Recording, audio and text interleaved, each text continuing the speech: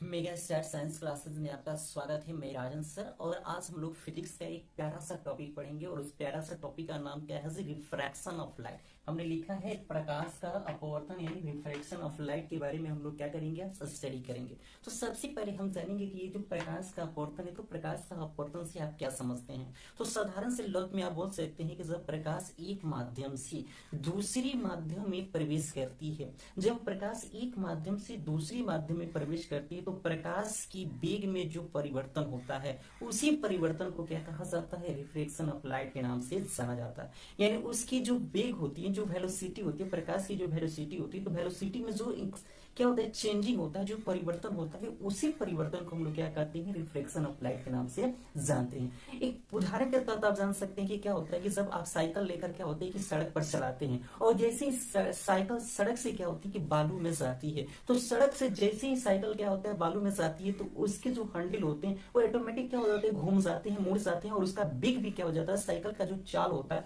वो चाल ऑटोमेटिक क्या हो जाता है? कम हो जाता है। तो इस प्रकार क्या होता है कि जब सड़क से साइकिल क्या होती है? बालू में जाती है, तो उसमें क्या होता है? परिवर्तन होता है। ठीक वैसे ही आपकी जो प्रकाश की किरण होती है, जब एक माध्यम से दूसरी माध्यम में जाती है, जब प्रकाश की किरण एक माध्यम से दूसरी माध्यम में प्रवेश करती है, तो उनमें क्या होता है कि उनके वेलोसिटी में परिवर्तन होता है और उसी परिवर्तन को हम लोग क्या करते हैं? तो उसी परिवर्तन को हम लोग रिफ्रैक्शन ऑफ लाइट के नाम से जानते हैं। रिफ्रैक्शन ऑफ लाइट की क्या है? निम्नलिखित शर्तें हैं, उस शर्त को हम थोड़ा सा देख लेते हैं। देखिए, पहला जो शर्त होता है, पहला शर्त क्या होता है कि यदि प्रकाश अगर विरल माध्यम से सघन माध्यम में चलती है, यदि प्रकाश जो होती है वह क्या होती है कि विरल माध्यम से, विरल कहने का मतलब रेयर, और सघन माध्यम में जाती है। कुछ बच्चों को समझ में नहीं आता होगा कि विरल और सघन क्या है। तो जैसे जल और हवा, जैसे जल और हवा दो माध्यम लेते हैं, दो हम मीडियम लेते हैं। तो जो जल होता है, जल क्या होता है कि हवा की तुलना में सघन होता है, यानी वो क्या होता है? सघन होता है। और हवा जो होता है वो जल की तुलना में क्या होता है? विरल होता है। यानी जो खाली स्थान होता है, खाली स्थान को हम विरल कहते हैं, और जो क्या होता है कि सघन, जिसमें क्या होता है? घन होता है, तो उसे हम क्या कहते हैं? सघन माध्यम कहते हैं। तो जब क्या होती है कि जो प्रकाश की किरण होती है खाली यानी विरल माध्यम से जब सघन माध्यम में जाती है, तो क्या होती है कि अविलंब की ओर झुकती है। जैसे सब कुछ एक एग्जाम्पल के तहत बताते हैं। जैसे जब आपको क्या होती है? मोटरसाइकिल चलाते हैं, साइकिल चलाते हैं या अन्य गाड़ियां चलाते हैं, तो देखिए जब खाली ट्रैफिक क्या होती है कि जब खाली आपको फ्री होती है, ट्रैफिक फ्री होती है, तो आपकी गाड़ी क्या होती है? तेजी से जाती है। लेकिन जैसे ही ट्रैफिक जाम हो जाती है, तो देखिए आपकी गाड़ी क्या होती है? धीरे धीरे धीरे धीरे स्लोली मोशन में हो जाती है और वह अंदर की ओर जाने लगती है। ठीक वैसे ही आपकी प्रकाश भी काम करता है। प्रकाश में क्या होता है कि जब खाली मिलता है, यानी जो माध्यम होता है अगर खाली होता है, फ्री होता है, तो प्रकाश की जो चाल होती है, प्रकाश की जो वेलोसिटी होती है, वेग होती है, वो क्या होती है? तेज होती है। और जैसे ही क्या होता है कि जब सघन माध्यम आ जाती है, तो प्रकाश की जो चाल होती है वो क्या होती है? आपका स्लोली हो जाती है, धीरे धीरे चलने लगती है। तो यही हमने लिखा है कि जब विरल माध्यम से सघन माध्यम में जाती है, तो शर्त क्या होता है कि जब विरल से सघन में जाती है, तो वो जो आपका नॉर्मल होता है, जो आपका क्या होता है? अविलंब होता है, तो अविलंब की ओर झुकती है। एक क्वेश्चन बनता है कि प्रकाश जब विरल माध्यम से सघन माध्यम में जाती है तो झुकती है, मुड़ती है अविलंब की ओर, अविलंब से दूर भागती है, अपरिवर्तित रहती है, इनमें से कोई नहीं, तो क्या होगा? अविलंब की ओर भागती है। समझ में आ जाए? समझ। अब यही हुआ, इसके साथ और भी क्वेश्चन बनते हैं कि बताइए कि जो प्रकाश होती है, तो प्रकाश क्या होता है? जब विरल माध्यम से यानी आपको रेयर मीडियम से जब डेंस मीडियम में जाती है, जब सघन से विरल से सघन माध्यम में जाती है, तो बताइए उसके पथ में क्या परिवर्तन होता है? तो पथ में क्या परिवर्तन होता है कि वह अविलंब की ओर मुड़ जाती है। दूसरा, उसकी वेग में क्या परिवर्तन होता है? तो ये तो था पथ, यानी पहला क्या परिवर्तन होता है? पहला परिवर्तन होता है पथ। पथ में क्या होता है कि अविलंब की ओर, अविलंब की ओर क्या हो जाती है? अविलंब की ओर मुड़ जाती है। अविलंब की ओर क्या हो जाती है? मुड़ जाती है। दूसरा कब? जब क्या होता है कि प्रकाश क्या होती है? विरल माध्यम से, जब विरल से कहां चलती है? सघन चलती है। यानी जब विरल माध्यम से सघन माध्यम में चलती हैं, तो उनका जो पथ होता है वो पथ क्या होता है? अविलंब की ओर, यानी इसकी जो पथ होती है वो अविलंब की ओर मुड़ जाती है। दूसरा क्या होता है कि दूसरा आपका होता है कैसी? वेग, यानी उसके वेग में क्या परिवर्तन होता है? क्वेश्चन बनता है कि यदि प्रकाश की किरण विरल माध्यम से सघन माध्यम में जाती है, तो उसके वेग में परिवर्तन होता है। वेग बढ़ जाता है, घट जाता है और परिवर्तित रहता है, इनमें कोई नहीं। तो वेग क्या हो जाता है, तो वेग आप जानते हैं कि विरल से जब सघन जाता है तो वेग क्या हो जाता है, आपका वेग उसका होता है वो क्या हो जाता है, घट जाता है। क्या होता है, घट जाता है। याद रखिएगा, वेग क्या हो जाता है, घट जाता है। दूसरा क्या होता है, तरंगदैर्ध्य, यानी क्या होता है कि जब प्रकाश क्या होती है कि आपके क्या होती है, जो प्रकाश होती है तो ये होता क्या है कि जब आपकी सघन माध्यम से यानी जब विरल माध्यम से सघन माध्यम में जाती हैं तो उसकी जो तरंगदैर्ध्य होती है यानी सो उसका वेव लेंथ होता है, तो क्या वेव लेंथ में भी परिवर्तन होता है, यानी उसका जो तरंगदैर्ध्य होता है, यानी तरंगदैर्ध्य कहने का मतलब क्या जी, आपका वेवलेंथ, और उसका जो वेवलेंथ होता है तो वेवलेंथ भी क्या हो जाता है, घट जाता है। क्या होता है, आपका घट जाता है।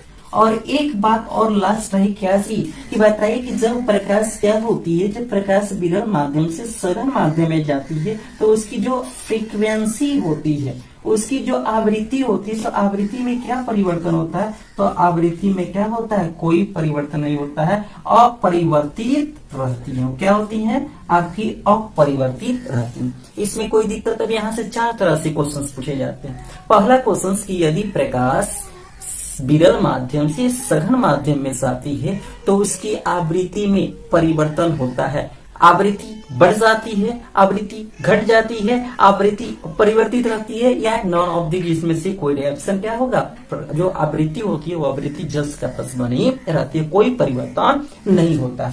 अब ये तो था क्या जी कि विरल माध्यम से सघन माध्यम, लेकिन अगर हम कहें कि प्रकाश अगर क्या होती है सघन माध्यम से, यानी सघन से अगर क्या होती है प्रकाश विरल में जाती है, यानी विरल माध्यम में जाती है, तो बताइए पथ क्या होता है, तो जो अपथ होता है वह क्या होता है, आपका अभिलंब की, अभिलंब से क्या होता है, अभिलंब से दूर भागता है, दूर, अभिलंब से दूर भागता है, यानी अविलंब से दूर हटता है, यानी अविलंब से क्या होता है, दूर भागने लगता है। दूसरा इसकी वेग क्या हो जाती है, तो इसमें वेग घटता है, तो इसमें वेग क्या हो जाता है, आपका बढ़ जाता है। किसमें, जब सघन से विरल में जाती है तो वेग क्या हो जाता है, प्रकाश की बढ़ जाता है। दूसरा इसका तरंगदैर्ध्य क्या होता है, तो इसका तरंगदैर्ध्य भी क्या होता है, आपका बढ़ जाता है। क्या होता है, तरंगदैर्ध्य भी इसका बढ़ जाता है। और आपकी जो फ्रीक्वेंसी होती थी इसकी भी फ्रीक्वेंसी क्या होती है, अपरिवर्तित रहती है, यानी इसका भी फ्रीक्वेंसी में कोई क्या होता है, चेंजिंग्स नहीं आता है। अब इसको एग्जांपल के तहत समझ सकते हैं कि कैसे क्या होता है। तो सपोज क्या होता है कि विरल और सघन, आप ये समझ रहे हैं कि जो खाली होगा वो सघन होगा, जो क्या होगा ऐसा गन करें, जो आपका खाली होगा विरल होगा, जो क्या होगा ज्यादा भीड़ भाड़ वाला होगा वह क्या होगा, आपका सघन होगा। अब होता क्या है कि जैसे जल और कैसी वायु, तो जल और वायु में सघन कौन है, तो सर जल और वायु में जल सघन है, और कैसी वायु क्या है जी, आपका विरल है। तो सपोज अगर क्या होता है कि हम वायु से जल में जाते हैं, तो वायु से जल में जाते, वायु में पहले हम चल रहे थे, अब चलते चलते अचानक हमारा पैर किस में चला गया, जल में। तो बताइए जैसे हम वायु में चल रहे थे वैसे क्या हम जल में चलेंगे, नहीं सर, जल में नहीं चलेंगे। आपका जवाब क्या होगा कि सर जल में क्या होगा, अब हम स्लो मोशन में चलेंगे, जितना तेज हम वायु में चल रहे थे उतना तेज हम क्या करेंगे, जल में नहीं चलेंगे। और दूसरी बात कि हम कहेंगे कि बताइए वायु में जब बड़े बड़े डेग लगा रहे थे, तो बताइए कि जल में आप बड़े बड़े डेग लगाएंगे, बड़े बड़े डेग फैलाएंगे, तो कहेंगे नहीं सर डेग नहीं फैलाएंगे। दूसरा हो गया। और तीसरा क्या होता है कि जैसे आप जल में जितना हाँफ रहे थे उतना ही क्या होता है, वायु में भी हाँफ रहे थे, यानी जो आपकी धड़कन थी वो धड़कन क्या थी,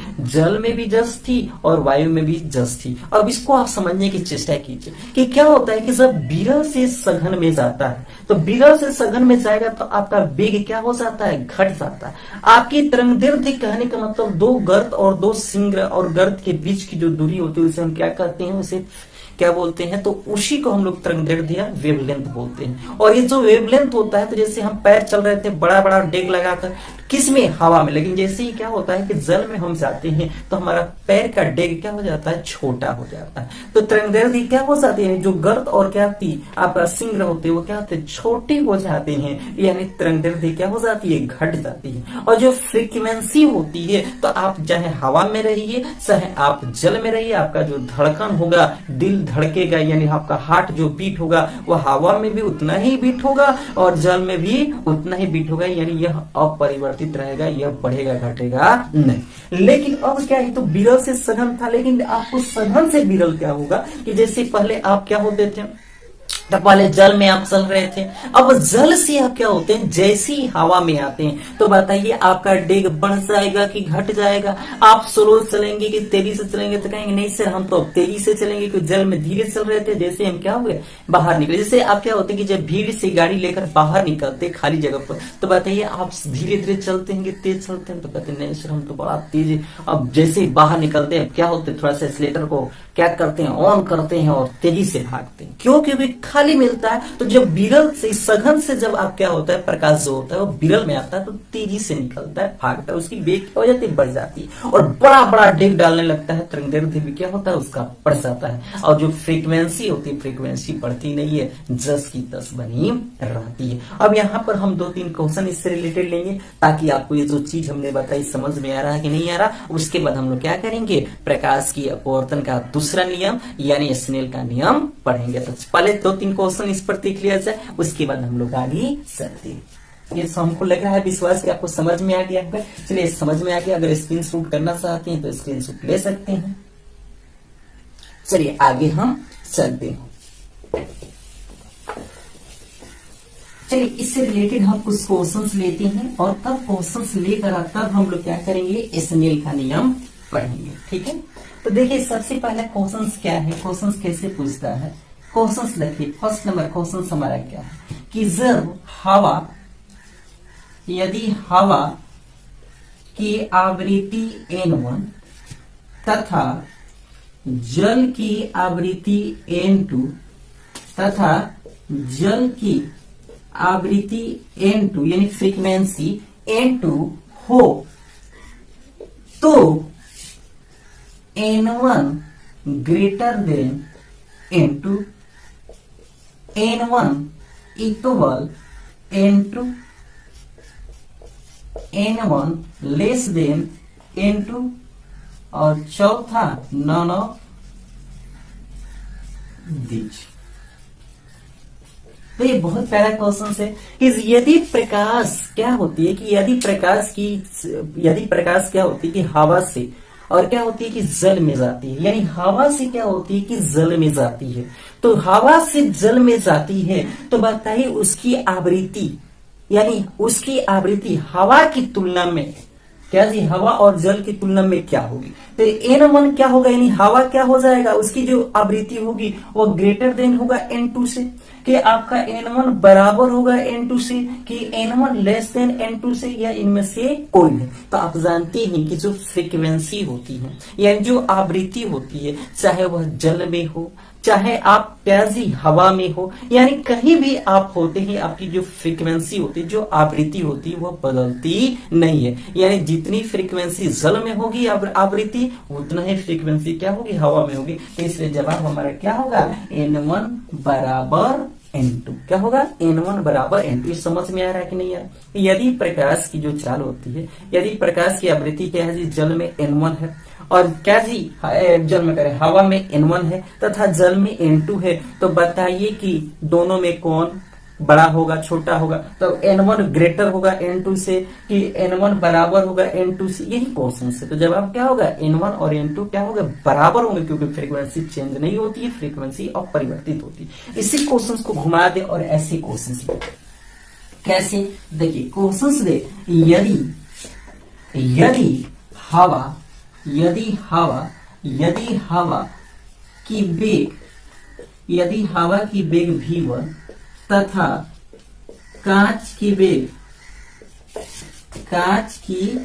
वेग v2 हो तो v1 ग्रेटर v2, पहला ऑप्शन। दूसरा option v1 less than v2, तीसरा ऑप्शन V1 इक्वल V2 और चौथा ऑप्शन नन ऑफ दीज। अब बताइए तो जवाब क्या होगा। तो अभी आपको हमने बताया कि क्या जी कि अगर प्रकाश क्या होती है कि विरल माध्यम से सघन माध्यम में जाती है। तो देखिए ये हमारा क्या है जी विरल है और ये क्या है जी हमारा सघन है। तो विरल क्या होगा, विरल में क्या होगी तेजी से चलेगी और सघन में क्या होगा आपका कम चलेगी। तो बढ़ेगा किसमें, तो विरल में। तो विरल कौन है, हवा। तो हवा को हमने क्या माना V1। तो V1 क्या होगा ग्रेटर होगा किससे, तो V2 से। इससे जवाब हमारा क्या होगा, पहला हमारा जवाब सही होगा।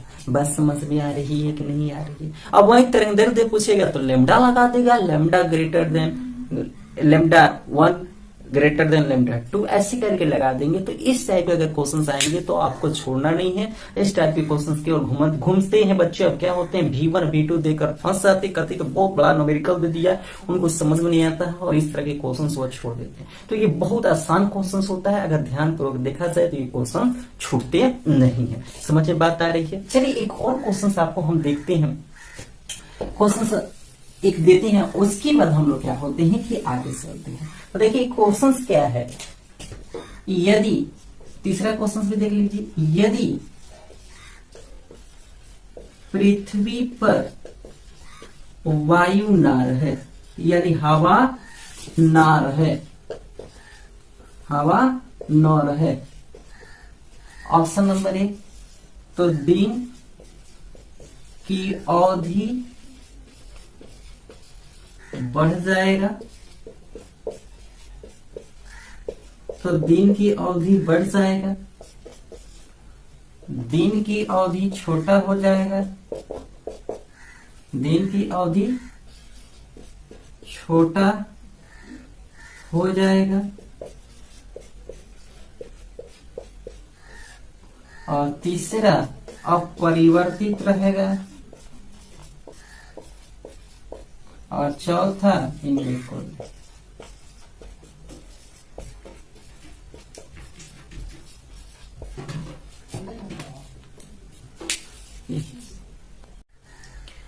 अब ये जो स्नेल का जो नियम होता है, यानी स्नेल का जो नियम है, तो स्नेल का नियम किसे कहते हैं, स्नेल का फॉर्मूली होती है। स्नेल ने एक नियम दिया था, क्या दिया था उसको हम लोग समझते हैं। तो स्नेल ने क्या किया था, बोला था कि स्नेल ने कहा कि क्या होता है कि साइन आई अब by sine r, sine i by sine r, इसी को हम लोग क्या बोलते हैं अपवर्तनांक भी बोलते हैं। यानी sine i by sine r को हम लोग क्या बोलते हैं अपवर्तनांक, और इसे क्या करते हैं म्यू से रिप्रेजेंट करते हैं।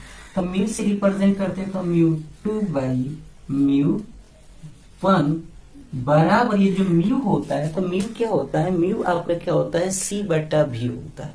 यानी म्यू बराबर क्या होता है कि आपके प्रकाश निर्वात या हवा में प्रकाश का वेग बटा क्या जी किसी माध्यम में प्रकाश की वेग।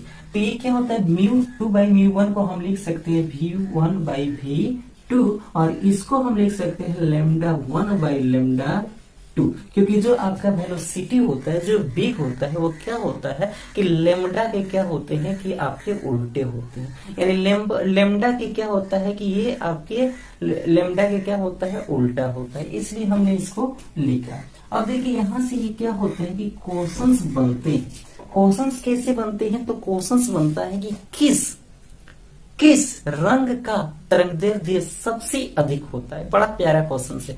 किस रटे रटाए चीज आप जानते हैं, कहते कि बताए कि निम्न में किस रंग का तरंगदैर्घ्य सबसे अधिक होता है। लड़का कहता सर लाल रंग का तरंगदैर्घ्य यानी वेवलेंथ क्या होता है अधिक होता है। लेकिन क्वेश्चंस घुमा दे और कहे कि निम्न में किस रंग का अपवर्तनांक सबसे अधिक होता है। तो देखिए अभी हमने बोला कि इनमें क्या होता है कि सीधा संबंध नहीं होता, तो इसका उल्टा हो जाएगा। यानी कहेगा कि किस रंग का तरंगदैर्घ्य सबसे अधिक होता है तो वो लाल होगा। सबसे कम कौन होता है, तो सर बैगनी होता है। क्या होता है, बैगनी होता है। तो देखिए यहाँ पर अगर मान लीजिए तरंगदैर्घ्य की बात करेगा तो क्या होगा, जो लाल होगा यानी आपका लेमडा लाल ग्रेटर देन और लेमडा क्या जी बैगनी।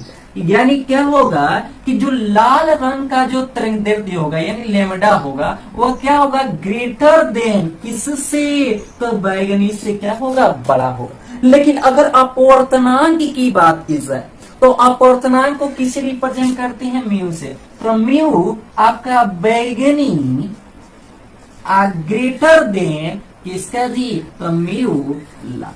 यानी आपके जो अपवर्तनांक होते हैं, तो अपवर्तनांक सबसे ज्यादा किसका होता है, तो सर बैगनी का होता है, सबसे कम तो सर लाल का होता है। यानी यहाँ पर क्या हो जाता है, ठीक एक दूसरे के ये अपोजिट हो जाते हैं। और क्या होता है, एग्जाम में यही क्वेश्चंस पूछे जाते हैं कि निम्न में किस रंग का अपवर्तनांक सबसे अधिक होता है, और लड़के हमारे रट्टे होते हैं, सबसे अधिक कहेगा तो हमारा जवाब क्या होगा, लाल होगा, और वो लाल टिक आउट करके चले जाते हैं। तो ऐसे नहीं करना है, जब आपको सटीकता से देखना है, बढ़िया से देखना है कि अपवर्तनांक पूछ रहा है कि वह क्या पूछ रहा है, कि उसका तरंगदैर्ध्य पूछ रहा है। तो तरंगदैर्ध्य और अपवर्तनांक देख कर ही क्या करना है, जब आपको देना है। इससे क्या होगा, एक नंबर हमारा छूटेगा नहीं, एक नंबर हमारा गलत होने की संभावना नहीं रहेगी। ये बात आपको समझ में आ रही है, इसमें किसी को कोई दिक्कत नहीं होगा, मुझे विश्वास है। चलिए हम आगे चलते हैं, और आगे हम लोग क्या करते हैं, क्वेश्चंस लेते हैं, कुछ न्यूमेरिकल्स क्वेश्चंस, और उसके बाद हम लोग क्या करेंगे, आगे चलेंगे। तो चलिए कुछ न्यूमेरिकल्स के साथ हम लोग आगे बढ़े।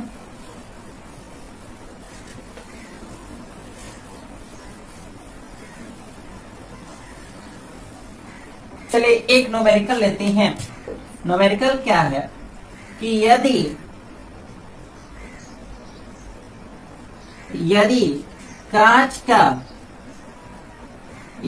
कांच में प्रकाश की वेग, यदि कांच में प्रकाश की वेग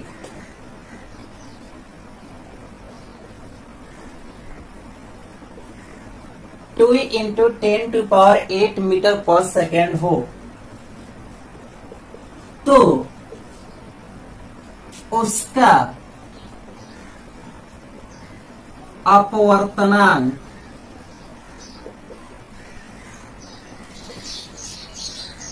प्राप्त करें या निकालें। तो उसका अपवर्तनांक क्या होगा, यह प्राप्त करें। तो देखिए सबसे पहले हम क्या करेंगे, तो जो क्वेश्चन दिया गया है उसको लिखेंगे। तो सॉल्व दिया है, यानी गिवन दैट क्या दिया है, तो दिया है वेलोसिटी, यानी भी दिया है कितना, तो 2 × 10⁸ मीटर पर सेकेंड। और आपको क्या दिया है, तो आप जानते हैं कि लाइफ टाइम रिचार्ज क्या होता है, सी होता है 3 × 10⁻। क्या से आपको निकालना है, तो सर म्यू बराबर वाट, यानी आपको अपवर्तनांक निकालना। अब आप फॉर्मूले से जानते हैं कि म्यू बराबर क्या होता है, सी बट्टा भी होता है। अब देखिए यहाँ पर सी हमारा क्या है, 3 × 10⁸। हमारा भी क्या है, 2 × 10⁸। भाई जी से भाई जी कैंसिल हो गए, 3/2, और हमारा क्या हो जाएगा 1.5। यही हमारा आंसर। इसमें किसी को कोई दिक्कत, कितना साधारण है। और देखिए एक इसी को रिलेटेड एक और क्वेश्चन लेते हैं, अगर वो क्वेश्चन आपसे बन जाएगा तो पूछिए कि अब ऐसी क्वेश्चन अगर आपको आते हैं रिफ्लेक्शन ऑफ लाइट से, तो आपसे छूटेंगे नहीं। तो सेकेंड क्वेश्चन देख लिया सर। देखिए सेकेंड क्वेश्चन क्या है, तो देखिए सेकेंड क्वेश्चन हमारा क्या है, तो सेकेंड क्वेश्चन है कि यदि जल का अपवर्तनांक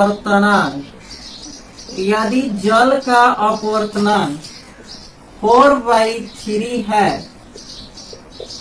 तो यदि जल का अपवर्तनांक 4/3 यानी 4/3 है, तो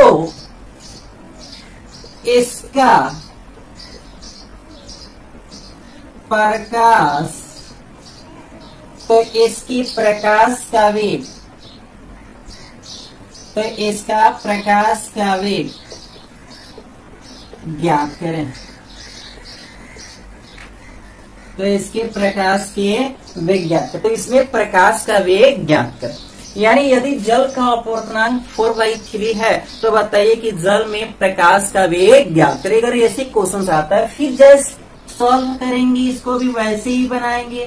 क्या बनाएंगे, दिया है यानी गिवन है क्या दिया है, तो आपका दिया क्या है, तो आपका जल में दिया क्या है, अपवर्तनांक दिया है, तो म्यू बराबर कितना दिया है, 4/3 दिया है। आपका क्या जी सी, तो आप जानते हैं कि 3 इंटू 10⁸ मीटर पर सेकेंड लाइफ टाइम डिस्चार्ज है, और इसमें क्या निकालना है, v बराबर 5।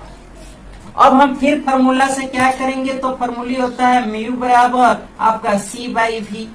अब हम क्या करेंगे, सबके मान सबके जगह रख देंगे, जिसका जो मान दिया है, तो दिया है हमारा म्यू क्या दिया है, 4/3 दिया है, रख दिए, बराबर c हमारा क्या है, 3 इंटू 10⁸ हो गया। हमारा v क्या है जी, तो हमारा v नहीं दिया है, तो v को वैसे ही रखेंगे। अब इसको क्या करेंगे, क्रॉस मल्टीप्लीकेशन करेंगे, तो ये क्या होगा, 4v हो जाएगा। ये आपका 9 इंटू 10⁸ हो जाएगा। आपका v बराबर 9 इंटू 10⁸, आप बाई क्या है जी 4, ये हम करेंगे तो क्या हो जाएगा 2.25 इंटू 10⁸।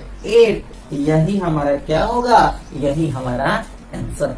कोई दिक्कत, ये बात समझ में आपको आ रही है, बहुत अच्छी तरह से समझ में आ रही है। चलिए एक और क्वेश्चन लेते हैं लेवल 2 का। ये तो हमारा लेवल 1 का क्वेश्चन था। इस तरह के क्वेश्चन आते कहाँ है, लेवल 1 में क्वेश्चन आते हैं। अब लेवल 2 के क्वेश्चन थोड़ा सा हम देख लेते हैं कि लेवल 2 के क्वेश्चन कैसे आते हैं। तो थोड़ा सा लेवल 2 का क्वेश्चन इससे क्या होगा, थोड़ा हार्ड होगा। तो चलिए लेवल 2 का भी एक क्वेश्चन देख लेते हैं।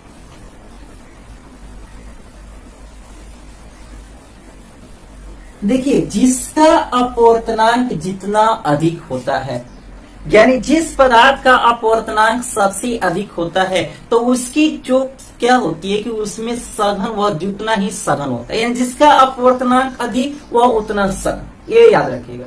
अपवर्तनांक के अकॉर्डिंग हम बता सकते हैं कि ये पदार्थ कितना सघन है, कितना विलंब। समझ में बात आ रही। चलिए एक लेवल 2 का क्वेश्चन देखते हैं, उसके बाद आगे चलते हैं। एक कांच की खिड़की, एक कांच की खिड़की, एक कांच की खिड़की का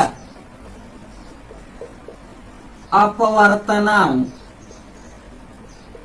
एक कांच की खिड़की का अपवर्तनांक 1.5 है तथा इसकी मोटाई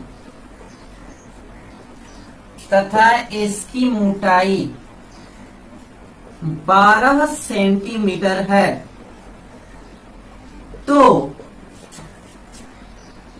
12 सेंटीमीटर है, तो इससे प्रकाश की किरण कितने समय तक गुजरेगी, कितने समय तक गुजरेगी। बड़ा प्यारा क्वेश्चन है, लेकिन लेवल 2 का क्वेश्चन से थोड़ा सा घुमाया हुआ। ठीक वैसे जैसे पहले सोचते थे वैसे फिर हम लोग क्या करेंगे, सोचेंगे। तो देखिए फिर वैसे ही हम लिखेंगे क्या जी, दिया है, दिया क्या है, तो दिया है कांच की खिड़की का अपवर्तनांक, यानी आपको म्यू दिया है 1.5। आगे क्या जी, दूसरा आपका क्या है, तथा इसकी मोटाई सी, आप जानते हैं कि सी क्या होता है, 3 इंटू 10⁸ मीटर पर सेकेंड होता है। अब ये क्या जी, आपकी जो मोटाई होती है, तो मोटाई को हम बाद में देखेंगे, पहले इतना दिया है। इसमें आपको क्या नहीं दिया, भी, तो पहले हम क्या करेंगे, भी निकालेंगे, भी निकालेंगे, इसकी वेलोसिटी निकालेंगे, वेग निकालेंगे। वेग निकालेंगे तो ऑटोमेटिक हमें क्लियर हो जाएगा। तो पहले वेग निकालने के लिए हम फार्मूले चलेंगे, म्यू बराबर c/v। अब हमारा म्यू क्या है जी, 1.5, सी हमारा क्या है जी 3 इंटू 10⁸। अब वाई हमारा भी नहीं दिया है, भी को रखेंगे, तो ये भी बराबर क्या हो जाएगा 3 इंटू 10⁸। अब वाई 1.5, अगर डिसिमल हटाएंगे 0 आ जाएगा, और क्या हो जाएगा आपका भी क्या हो जाएगा 2 इंटू 10⁸ आ। यहाँ तक किसी को दिक्कत।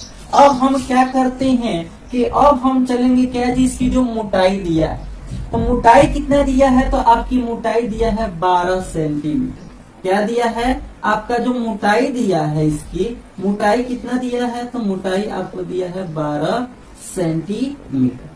और ये 12 जो सेंटीमीटर है, इस 12 सेंटीमीटर को हम पहले किसमें कन्वर्ट करेंगे, मीटर में। तो ये क्या हो जाएगा, 10⁻²² हो जाएगा।